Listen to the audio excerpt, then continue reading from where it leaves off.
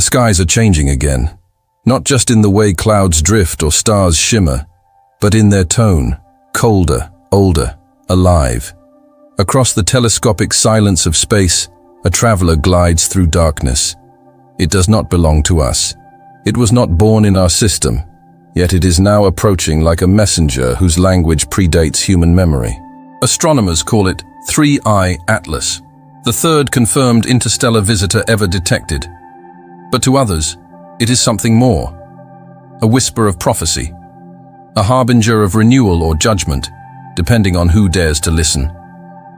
And as this icy wanderer inches closer to the warmth of our sun, another celestial heartbeat stirs. A sleeping star, T Coronae Borealis, is preparing to ignite after nearly a century of silence. NASA calls it a recurrent nova, a binary system where a white dwarf feasts upon its dying red giant companion until it bursts in brilliance. To the scientific mind, it is an astronomical inevitability. But to those who still read the sky like scripture, it is a sign. Two fires, one born of ice, one born of flame. Two events that should have nothing in common yet arrive together, one from beyond our solar system, one reborn from within. Coincidence or design? When Oumuamua first slipped through the solar system in 2017, it baffled astronomers with its cigar-like shape and inexplicable acceleration. Then came Borisov, behaving more like a traditional comet, though its chemistry spoke of a distant star. Now, Atlas, active far too early, glowing before sunlight could wake it, each visitor stranger than the last, 3 in a single human lifetime. The universe, it seems, has begun to speak in threes. The Hopi elders once said that the Blue Star Kachina will appear when the world stands on the edge of transformation, when the earth forgets balance and humanity forgets awe. And in that same season, they said, a great purification will begin. They called it the Blue Star Prophecy, a warning and a promise. Across laboratories and observatories, light curves are plotted, orbital paths refined, isotopic ratios measured. Yet even the most disciplined minds feel something uncanny in this convergence. Atlas, blue-green, carbon-rich, an echo of alien chemistry, and T Coronae Borealis, destined to blaze like a second sun before fading again into silence. Both poised to mark our skies in the same generation. Perhaps the ancients were not wrong in believing that heaven and earth move in dialogue. Perhaps what science calls timing was once known as sign. The voice of prophecy has always been hidden in the ordinary, a ripple in the magnetic field, a shift in the solar wind. The faint tail of dust illuminated by sunlight so ancient it began its journey before the pyramids were stone. The data are neutral, but the moment feels charged, a pulse of meaning beneath the mathematics. Imagine, for a moment, standing under the night sky when both lights appear. One, a frozen relic from before the birth of our sun, dissolving as it nears our warmth. The other, a dying star flaring back to life in an act of cosmic resurrection. Ice and fire, death and rebirth, memory and renewal, the oldest dance written across the firmament. If the Hopi spoke of a star that turns blue before purification, and if science now speaks of a comet that glows in cyan and a nova that will soon burn white hot, then the question becomes not whether prophecy is real, but what kind of truth it points to. Perhaps the prophets saw symbols that science would one day measure. Perhaps the astronomers measure what the prophets once saw. Both look upward, searching for meaning in the same silence. The year ahead promises a sky of dual revelation, the frozen breath of a traveler older than the solar system, and the fiery rebirth of a star devouring its own heart, one departing forever, the other repeating its death and resurrection after 80 years. Between them lies the human gaze, small, curious, trembling before infinity. As the ancients carved upon stone, when the heavens speak twice, the earth must listen. Now, as telescopes awaken and the night deepens, humanity finds itself again beneath that whisper. Two lights, one generation, one question. What if this is not coincidence but invitation? Before Atlas, humanity had already met two travelers from the dark, Oumuamua and Borisov, fleeting messengers whose presence raised more questions than any scientist could answer. Yet, 3-Eye Atlas is different. The others passed quietly. This one shines, as though it remembers the warmth of forgotten suns. When first observed, Atlas was already active, glowing faintly in the far reaches beyond Mars, long before sunlight could have reached it. To astronomers, this was wrong. Comets sleep in the cold, awakening only when the heat of the sun stirs their volatile gases. But Atlas seemed to breathe before dawn. Its coma, a vast halo of gas and dust, shimmered with polarized light, flickering as though responding to something unseen. The instruments of NASA and the European Southern Observatory recorded its signature, rich in carbon dioxide and other exotic ices, far exceeding any comet born within our system. Some said it was the relic of a dead star nursery, a shard of matter formed before our sun was born. Others whispered, half in jest, half in awe, that it might be a deliberate traveler, a courier of memory crossing the galactic void. Its isotopic ratios reveal a chemistry alien to our neighborhood, its surface speckled with grains older than Earth itself. Pre-solar dust, they call it. To poets, it is fossilized light. To physicists, an anomaly wrapped in equations. And yet, for all our precision, we still call it Atlas. The name itself recalls the Titan condemned to bear the heavens, a myth reborn in ice. Perhaps it is fitting that this cosmic Atlas too shoulders the weight of memory, carrying fragments of stars that no longer burn. Under the telescope, it rotates unevenly, shedding tendrils of vapor that twist like breath in winter air. These asymmetric jets confuse even seasoned observers. They pulse not randomly, but in rhythm, as if the object were alive. Some speculate the jets are powered by amorphous ice, a state of water so ancient and fragile that when it warms, it releases trapped gases explosively. In that sense, Atlas exhales the breath of alien worlds, letting us smell the chemistry of creation. Astronomers at the Jet Propulsion Laboratory described it as a transient among transients. Its hyperbolic trajectory ensures it will never return. One arc through sunlight, then eternal night. A single sentence written across the sky, never to be repeated. Think of what that means.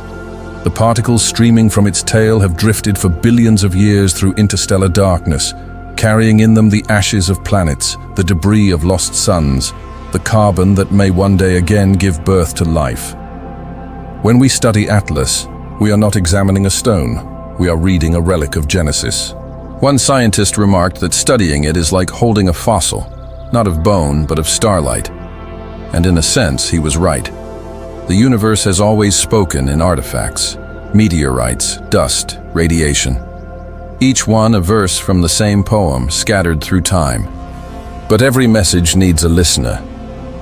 For centuries, humanity feared comets as omens, the long stars that announced the rise and fall of empires. In ancient China, their appearance was recorded with meticulous reverence. To the Mayans, they were serpents of fire crossing the heavens. To the Hopi, they were signs of purification, a reminder that the earth renews itself through balance, not comfort. So when modern astronomers trace Atlas's cold geometry, they unknowingly walk the same path as ancient sky watchers. The tools have changed, telescopes instead of temples, but the act remains the same, to find meaning in movement, to see pattern in the infinite. Perhaps that is why this object unsettles so many. It arrives not just as data, but as mirror. Humanity too is a traveler awakened too early, active before its time, brilliant but unstable, shedding fragments of itself into the void. Atlas approaches quietly, indifferent to our fear or faith. In a few months, it will sweep past the sun, its coma illuminated in hues of blue-green, a reflection of sunlight filtered through carbon and dust. That color, scientists note, arises from cyanogen and diatomic carbon, molecules that glow turquoise when struck by ultraviolet radiation. Yet it is also the very same shade described in Hopi Prophecy, the blue star that heralds purification. Coincidence, perhaps. But coincidence has always been the handwriting of mystery. Soon telescopes will capture its fading arc, and Atlas will disappear beyond the range of vision, leaving behind only a story, part physics, part memory, part myth. And as it goes, it will remind us of something the ancients never forgot, that to look up is to remember what we are made of: dust, light, and longing. For if this traveler truly carries the remnants of forgotten suns, then in studying it, we are not just tracing an orbit. We are tracing ourselves, fragments of an origin we no longer recall, reflected in a visitor that never meant to return. Somewhere in the constellation Coronae Borealis, a dying star prepares to breathe again. Astronomers call it T Coronae Borealis, or simply the blaze star. Every 80 years or so, it erupts in a brilliant nova, lighting the heavens with the force of a billion suns. For most of its life, it sleeps, faint and unassuming, invisible to the naked eye. Then, without warning, it flares, the white dwarf devouring the outer layers of its red giant companion, igniting in a storm of thermonuclear fire. It is death as creation, collapse as resurrection. And this time, its awakening coincides with another visitor, 3I Atlas, the blue wanderer from beyond our system. One burns, the other freezes. One consumes, the other dissolves. Two extremes moving toward our gaze at once, like a duet written in two different languages, but following the same rhythm. Scientists insist there is no relation between them, one governed by stellar physics, the other by interstellar drift. But mythology rarely obeys such boundaries. In ancient thought, fire and ice were not opposites, but siblings, twin forces shaping the world's first breath. In Norse cosmology, the fiery realm of Muspelheim and the frozen wastes of Niflheim met in the void, and from their clash came life itself. Creation, they said, required both heat and cold, the eternal dance of expansion and stillness. Look upward, and that dance repeats itself. While T Coronae Borealis gathers its luminous fury, Atlas glides through the cold, shedding the memories of alien suns. One blazes in the constellation of the Northern Crown, a symbol of rebirth.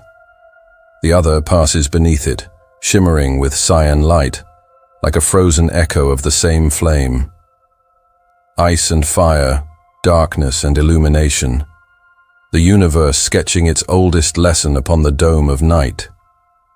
When the nova erupts, the star will appear suddenly, a new beacon visible to the naked eye, for a few nights brighter than Polaris, then fading back into invisibility. The white dwarf will have consumed just enough matter to spark a runaway fusion, yet not enough to destroy itself. It will survive, exhausted, dim, until the cycle begins again. A star that dies to be reborn, endlessly. To scientists, it is an astrophysical rhythm. To poets, it is scripture written in plasma. And to those who still listen to prophecy, it is the heartbeat of the cosmos reminding us that destruction is never the end. In the Hopi teachings, the blue star that signals purification is followed by a red one, the destroyer and the renewer. But perhaps that red star is not a second object at all. Perhaps it is the same phenomenon seen through the eyes of awe and fear. The nova's glow, changing from blue-white to crimson as it cools, mirrors that ancient vision. The sky burning twice, once for judgment, once for rebirth. It is tempting to dismiss this symmetry as coincidence. Yet the mind seeks patterns because the universe speaks in them. The scientist counts cycles, the prophet counts omens. Both measure rhythm, both translate the unspoken. In laboratories, data will trace the rise of the nova's brightness, its luminosity curve plotted with perfect precision. Yet what no graph will capture is the feeling of looking up and seeing another sun appear, an impossible dawn in the middle of night. That experience, rare and humbling, binds us to every generation that has ever wondered whether the heavens are trying to say something. Perhaps the two events, nova and comet, are the cosmic mirror of humanity itself. One burns with hunger, feeding on its companion to stay alive. The other, ancient and cold, unravels as it approaches the light, scattering its essence across the void. Together they tell the same story, the cost of illumination. When the fire consumes, it creates. When the ice dissolves, it reveals. Both are acts of transformation. Both are necessary. For as long as there have been eyes to watch, humanity has interpreted the sky through this duality, catastrophe and renewal, punishment and grace. The Christian mystics saw it in Revelation's fire, the Hopi saw it in the dance of the Kachina, the physicist sees it in the pulse of nuclear fusion. Yet all describe the same cycle, the universe remembering itself through change. In a few months, if predictions hold, T Coronae Borealis will ignite. For a brief season, night will host two suns, one born of heat, one born of memory. Atlas will slip past our orbit and vanish forever into the cold. The nova will blaze, fade, and leave behind a quieter sky. And humanity, standing between them, will again be reminded of its fragile place between the extremes. Because that is what the heavens do. They mirror us. When we burn too fiercely, they answer with flame. When we drift in forgetfulness, they send us ice. The dance of Atlas and the nova is not punishment, it is reflection, the reminder that balance is the only truth that endures. As one light departs and another is born, the question lingers like a pulse between breaths. Is the universe warning us, or simply reminding us of the rhythm we once knew by heart? Long before telescopes mapped the heavens, humankind had already written its fears upon the stars. Each culture, each age, read in the sky a reflection of its own longing and guilt. The Egyptians carved comets into temple walls as heralds of pharaohs' deaths. The Chinese called them broom stars, sweeping away dynasties. In the Americas, the Maya painted serpents of fire crossing the night, the tale of the universe's breath.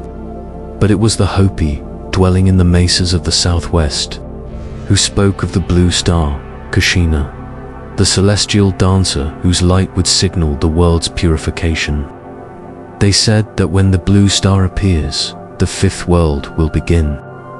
The earth will shake, and those who remember the sacred teachings will stand firm, while those who have forgotten will tremble.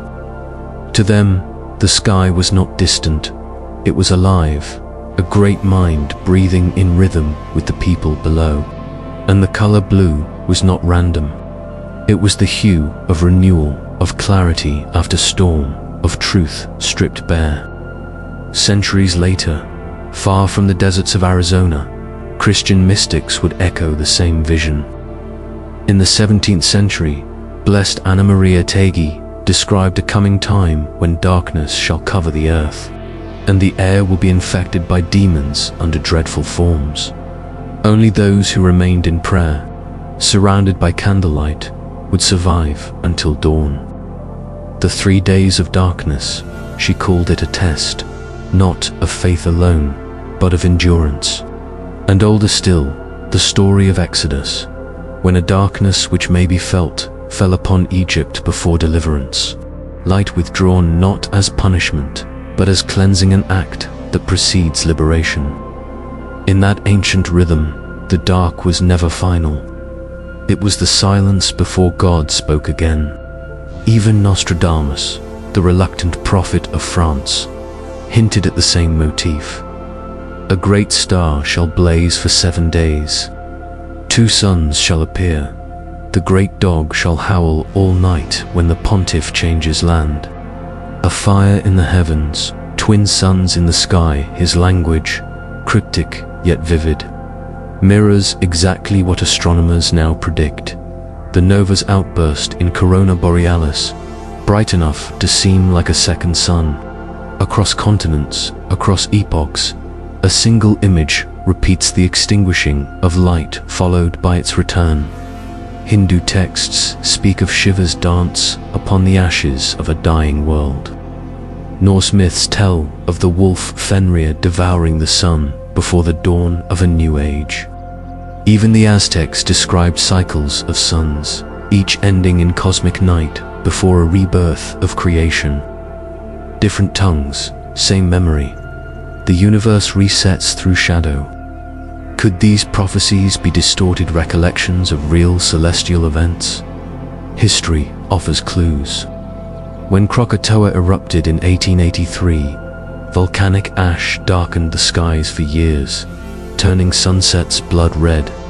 The ancients, lacking instruments, might have seen such events as divine judgment.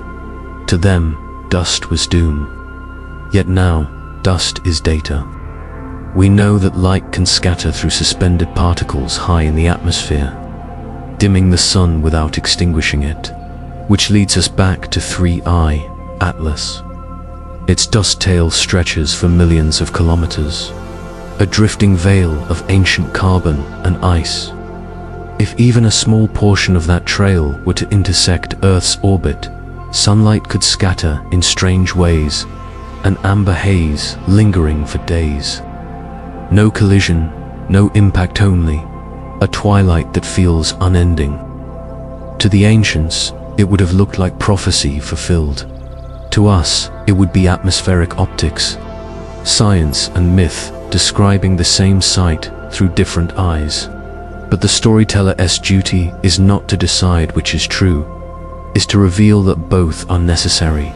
Science measures the event, prophecy measures its meaning. The first tells us what happens, the second tells us why it matters. Imagine, for a moment, standing under a sky dimmed by cometary dust-ringed light filtering through an alien haze, birds silent, the horizon uncertain. You would feel what your ancestors once felt, the mixture of awe and dread that birthed religion itself, that trembling awareness that the heavens are alive.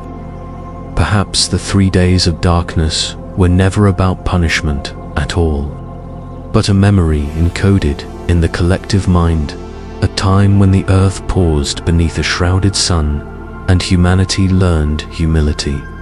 So when Atlas glows blue, when the nova burns red-white, we might be witnessing not the end of an age, but the remembering of one.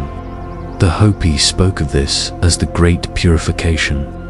Not destruction, but renewal, the moment when all illusions fall away, when truth returns naked and unadorned. And if prophecy dances with science, then the blue star and the blaze star form the choreography, one ancient, one newborn each, mirroring the other across light years. The ancients looked upward and saw divine intention. We look upward and see physics, yet the wonder is the same. Both gestures arise from the same question that never dies. What is the sky trying to tell us? Perhaps this is what it means when the old words begin to move again, when scripture and starlight, myth and molecule dance in step once more.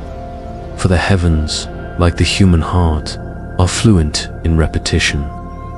Every truth must be told twice, once in fire, once in ice. There is a reason the ancients feared darkness. It is not simply the absence of light, but the absence of certainty, that fragile thread between knowing and surrender. For millennia, they spoke of 3 days when the sun would not rise, when the air would grow heavy and humanity would face itself. Yet perhaps what they foresaw was never meant for the sky, but for the soul. Psychology calls it the night of the soul, the period when every illusion collapses, when meaning itself flickers. Carl Jung once wrote, "One does not become enlightened by imagining figures of light, but by making the darkness conscious." Prophecy and science rarely agree, but both understand transformation as a process of dissolution. Stars die to give life to others. Matter collapses so that energy may renew. And so too with us. Civilizations burn out so that awareness can be reborn. What if the 3 days of darkness are not a warning from heaven, but a mirror held before us, showing what happens when humanity forgets how to see? We live in an age of perpetual daylight. Our cities never sleep. our screens never dim. We have replaced the constellations with constancy, artificial, glowing, unblinking.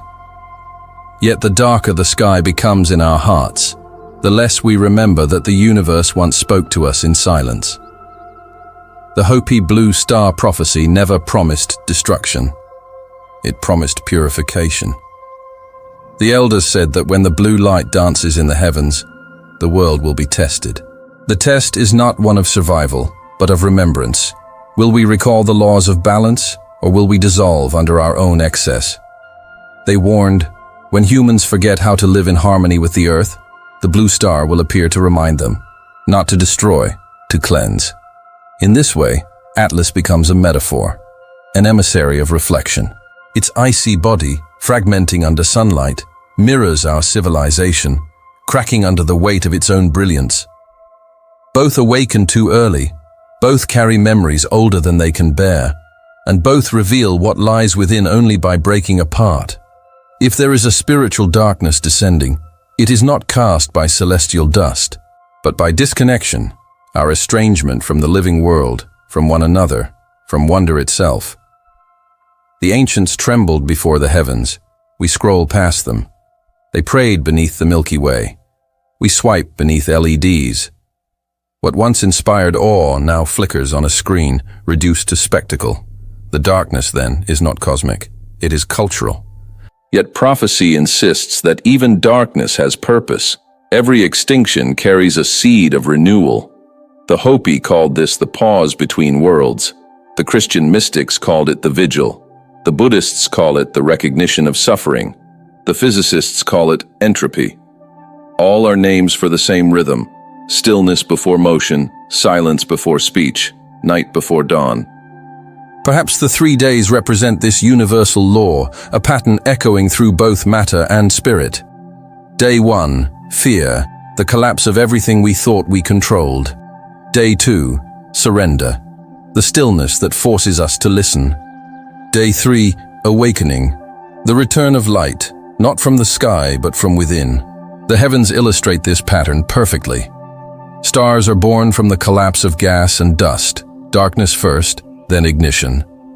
Even galaxies expand through the ashes of their own implosions. Death and rebirth are not opposites, they are the same breath taken twice. So, when T Coronae Borealis flares and 3I Atlas fades, we may witness more than astronomy. We may witness the very pattern of transformation written large. The comet, in dissolving, teaches humility. The nova, in blazing, teaches hope.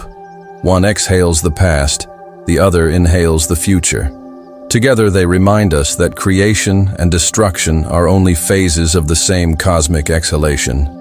And as these celestial events unfold above us, the real question is whether humanity will recognize itself in them. Will we continue to consume like the red giant feeding the white dwarf? Or will we learn, like Atlas, to release what no longer serves us before light burns us apart? This is why prophecy endures, not to predict, but to awaken. The ancients spoke in symbols because symbols outlive languages. The 3 days of darkness are not measured in hours, but in awareness. They last only as long as we remain blind. And when we finally look inward, truly see, the 3rd day begins. Even now, as telescopes prepare to capture the nova's brilliance and scientists refine the trajectory of Atlas, something deeper stirs beneath the mathematics. A memory, perhaps, that all of this has happened before. Not in the heavens, but in us. The same pattern, the same longing, the same reminder that light must vanish before it can be understood. And when the blue comet passes and the red nova burns, the night sky will once again tell its story. The story of humility, of rhythm, of return. A story that began before our ancestors drew constellations and will continue long after our machines have forgotten our names. So if you find yourself outside in that moment, look up. Do not ask what it means. Simply listen. The silence between stars is not empty. It is filled with the sound of everything remembering itself. The Hopi elders said, "When the blue star dances, those who remember will stand firm. Perhaps that is all we are asked to do, to remember. And when the light returns, as it always does, it will whisper the oldest truth. Nothing that falls into darkness is ever truly lost.